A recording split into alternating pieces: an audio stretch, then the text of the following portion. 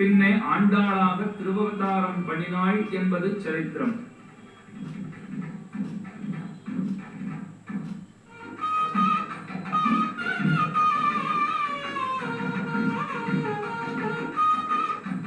ஸ்ரீவில்லிபுத்தூர் என்று பிரசித்தமானதாய் ஆண்டாள் பிறந்ததினாலே சிறப்பு பெற்றதான திவ்ய தேசத்தினுடைய கோபுரத்தை தான் நாம் இப்பொழுது தரிசித்தோம்.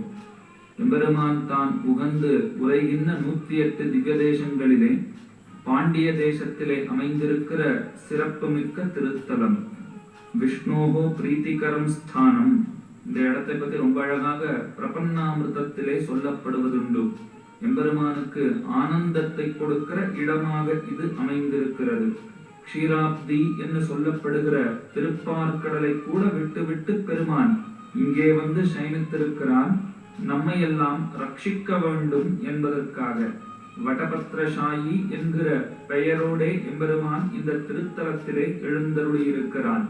ஆதி நிலையிலே சயனித்தவனாய் ஆதி நிலையிலே சயனித்திருக்கிற பெருமானாக இருந்தாலும் இங்கே பின்னே ஆதிசேஷனும் உண்டு.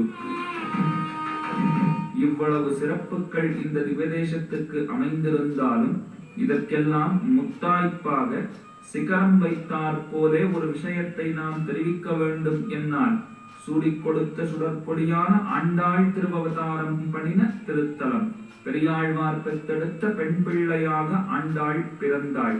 இந்த திவ்யதேசத்தினுடைய ராஜகோபுரம் அமைந்திருக்கிறதே, அது கண்களை கவரும்படியான தன்மையோடே கூடியிருக்கிறது. இந்த கோபுரம்தான் நம்முடைய ராஜ்யத்தினுடைய சின்னமாக அமைந்திருக்கிற சிறப்பு பெற்றிருக்கிறது.